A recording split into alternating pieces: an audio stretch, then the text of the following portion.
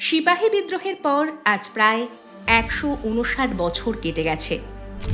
পলাশীর যুদ্ধের পর ১০০ বছর ধরে ইংরেজদের যে শাসন, শোষণ আর অত্যাচার চলেছিল, তারই ফলাফল ছিল এই গণ অভ্যুত্থান। সে সময় কলকাতায় কিন্তু বিদ্রোহের প্রভাব পড়েনি সেভাবে। তাহলে কেমন ছিল সিপাহী বিদ্রোহের কলকাতা? আমরা ২ পর্বে জানার চেষ্টা করছি সেই গল্প। গত পর্বে আমরা গল্প করেছিলাম কলকাতায় সিপাহীদের আসার গুজবে কিভাবে ইংরেজ নারী পুরুষ সবাই গিয়ে আশ্রয় নিয়েছিলেন ফোর্ট উইলিয়াম দুর্গে। আপনি যদি সেই পর্বটি না শুনে থাকেন তাহলে অবশ্যই আমাদের ডেসক্রিপশনে দেওয়া লিঙ্ক থেকে পর্বটি শুনে নিতে পারেন।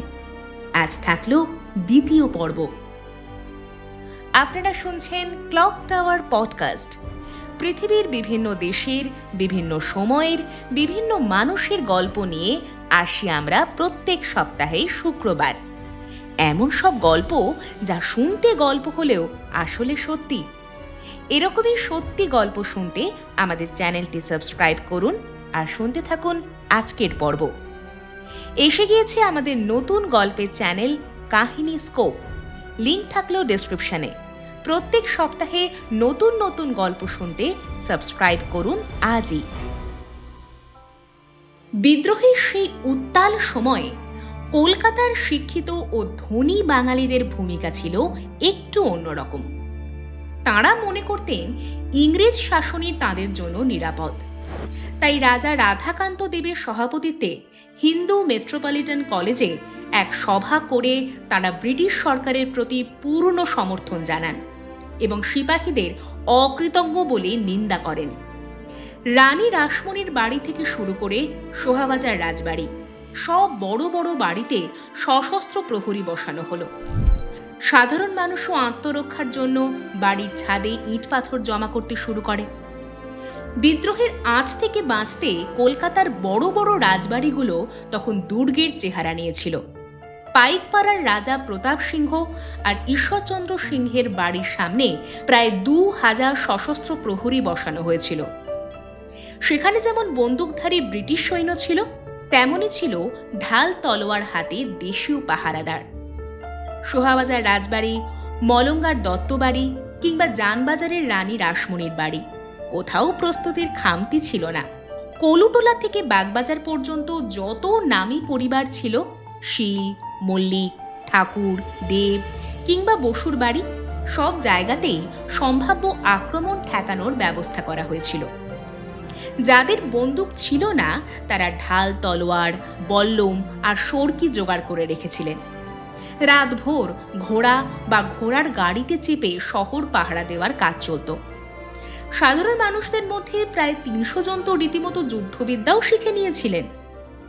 এই নিয়ে আমরা ইতিপূর্বে একটি পূর্ণাঙ্গ পর্ব করেছি, সেটা আপনাদের দেখার অনুরোধ রইল।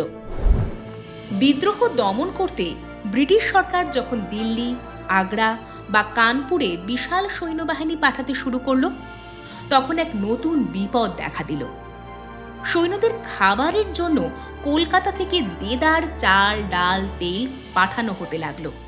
ব্যবসায়ীরাও লাভের লোভে বাইরে সব পাঠিয়ে দেওয়ায় কলকাতায় খাবারের দাম আকাশ ছোঁয়া হয়ে গেল। ধনীরা ভয় পেয়ে তাদের সঞ্চিত টাকা বা বন্ড বিক্রি করে অন্তত ৬ মাসের খাবার দাবার ঘরে মজুত করে ফেললেন। ফলে চাল, ডাল, ঘি সবই গিয়ে ঢুকলো বড় লোকদের গুদামে। বাজারের সাধারণ মধ্যবিত্ত ও গরিব মানুষের জন্য ১ পয়সার জিনিস কেনাও অসম্ভব হয়ে দাঁড়ালো। বাজারে তখন হাহাকার, মানুষ পেটের জ্বালায় দিশেহারা। তবে সেই চরম সংকটের দিনে গরিব মানুষদের বাঁচিয়ে রেখেছিল মরশুমি আম আর কাঁঠাল। যেহেতু এই ধরনের ফল দীর্ঘদিন ভালো থাকে না, তাই এই ফলগুলো কালোবাজারিদের হাত থেকে রক্ষা পেল। সেই বছর আম কাঁঠাল বেশ সস্তা ছিল, আর সেগুলো খেয়েই অনেক মানুষ কিছুদিন কোনো মতে নিজেদের প্রাণটুকু রক্ষা করতে পেরেছিলেন। ১৮৫৭ সালের সেই উত্তাল সময়ে অযোধ্যার নির্বাসিত নবাব ওয়াজেদ আলী শাহ কলকাতার মেটিয়া বুরুজে বসবাস করছিলেন। কিন্তু হঠাৎই কিভাবে যেন গুজব রটে গেল যে নবাবের লোকজন নাকি ফোর্ট উইলিয়ামের মুসলিম সৈন্যদের বিদ্রোহ করার জন্য উস্কানি দিচ্ছে। ইংরেজরা অভিযোগ তুলল যে নবাব তলে তলে বিদ্রোহী সিপাহীদের সঙ্গে হাত মিলিয়েছেন এবং অযোধ্যার রাজা মানসিংহের সঙ্গে গোপন বৈঠক করছেন। এই গুজবে গভর্নর জেনারেল ক্যানিং বেশ চিন্তিত হয়ে পড়লেন। শেষ পর্যন্ত ঠিক হলো নবাব এবং তার প্রধানমন্ত্রী আলী নকি খাঁকে বন্দী করা হবে। একদিন ভোরে পররাষ্ট্র সচিব এডমন্ড স্টোন একদল সৈন্য ও পুলিশ নিয়ে চুপিসারে নবাবের বাসভবন ঘিরে ফেললেন। ভোরের আলো ফোটার আগেই এমন সামরিক ঘেরাও দেখে নবাবের অনুচরেরা বিপদের আশঙ্কায় শিউরে উঠলেন। প্রথমে প্রধানমন্ত্রী আলী নাকি খাঁকে গ্রেফতার করে গঙ্গার বুকে একটি জাহাজে বন্দী করে রাখা হলো। এরপর এডমন্ড স্টোন নিজে নবাবের ঘরে ঢুকলেন। নবাব তখন সবে ঘুম থেকে উঠে স্নান আর নামাজ শেষ করেছেন। এডমন্ড স্টোনকে তিনি অত্যন্ত সম্মান ও ভদ্রতার সঙ্গে অভ্যর্থনা জানালেন, কিন্তু এডমন্ড স্টোন সোজাসুজি জানিয়ে দিলেন, আপনার নামে বিদ্রোহ ছড়ানোর খবর পাওয়া গেছে, তাই গভর্নর জেনারেলের নির্দেশে আপনাকে আমাদের সঙ্গে যেতে হবে। নবাব নিজেকে নির্দোষ প্রমাণ করার অনেক চেষ্টা করলেন, কিন্তু ব্রিটিশরা কোনো কথা শুনল না। শেষ পর্যন্ত নিজের প্রাসাদ ছেড়ে নবাব গাড়িতে উঠলেন।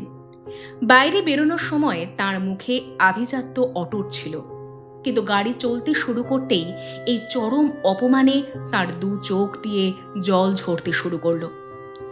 1857 সালের 15 জুন সকাল 8টার সময় নবাব ওয়াজেদ আলী শাহকে ফোর্ট উইলিয়াম দুর্গে নিয়ে আসা হয়। সেখানে তার 3 জন সঙ্গীর সঙ্গে তাকে কড়া পাহারায় বন্দী করে রাখা হলো। আশ্চর্যের বিষয় হলো, সিপাহী বিদ্রোহের সঙ্গে নবাবের কোনো সরাসরি যোগসূত্র ব্রিটিশ সরকার কোনো দিনও প্রমাণ করতে পারেনি। কেবল গুজবের ওপর ভিত্তি করেই একজন শিল্পমনা সম্রাটকে এমন অসম্মানজনক পরিস্থিতির শিকার হতে হয়েছিল। 1857 সালের সেই উত্তাল সময়ে কলকাতার ইংরেজরা যখন দেশীয় সিপাহীদের নাম শুনলেই আতঙ্কে শিউরে উঠতেন, তখন লর্ড ক্যানিংয়ের আচরণ ছিল অবাক করার মতো। পুরো শহর যখন সিপাহীদের নিরস্ত্র করতে দাবি তুলেছিল, ক্যানিং তখন নিজের প্রাসাদ ও নিজের নিরাপত্তার দায়িত্ব দিয়েছিলেন সেই দেশীয় সিপাহীদেরই ওপর। অনেকেই তাকে বারবার অনুরোধ করেছিলেন যে অন্তত নিজের দেহরক্ষী হিসাবে থাকা ভারতীয় সিপাহীদের সরিয়ে দিয়ে সেখানে ইউরোপীয় সৈন্য মোতায়েন করতে, কিন্তু ক্যানিং তাতে রাজি হননি। তিনি বিশ্বাস করতেন, অকারণে অবিশ্বাস দেখালে পরিস্থিতি আরও খারাপ হতে পারে। যদিও শেষ পর্যন্ত লেফটেন্যান্ট গভর্নরের নির্দেশে সেই দেহরক্ষীদের সরিয়ে নেওয়া হয়েছিল এবং স্যার জেমস আউটকাম বা স্যার কলিন ক্যাম্পবেলের মতো বাঘা বাঘা ইংরেজ সেনাপতিরা তাঁর নিরাপত্তার দায়িত্ব নিয়েছিলেন।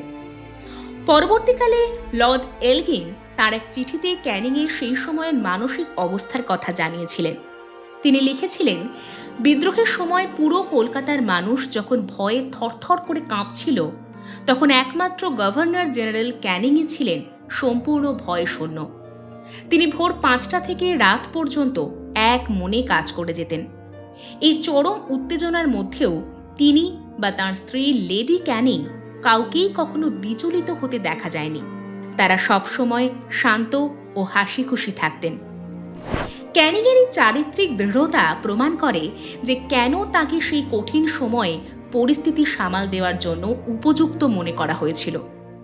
যেখানে চারদিকে প্রতিহিংসা আর আতঙ্কের পরিবেশ ছিল, সেখানে তিনি এক অদ্ভুত মানসিক শান্তি বজায় রাখতে পেরেছিলেন।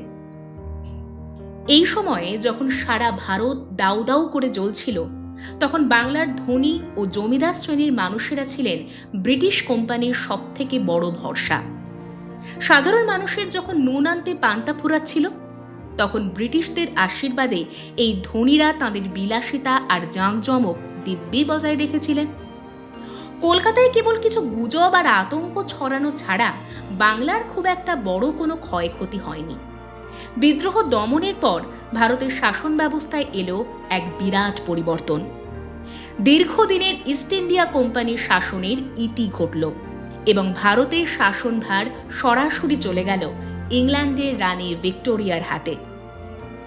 রানীর শাসনে ভারতীয় সেনাবাহিনীকেও নতুন করে সাজানো হলো। সিপাহীদের ওপর থেকে ইংরেজদের ভরসা এতটাই উঠে গিয়েছিল যে সেনাদলে ভারতীয় সৈন্যদের সংখ্যা অনেক কমিয়ে দেওয়া হলো। রানীর নতুন নিয়ম অনুযায়ী ভারতীয় সৈন্য মোট সংখ্যা থেকে প্রায় 40% কমিয়ে দেওয়া হলো। সুরক্ষার প্রয়োজনে ইউরোপীয় সৈন্য সংখ্যা 60% বাড়ানো হলো। সরকার ঠিক করল ভারতীয়দের আর কখনো কামান বা ভারী অস্ত্রের দায়িত্বে রাখা হবে না।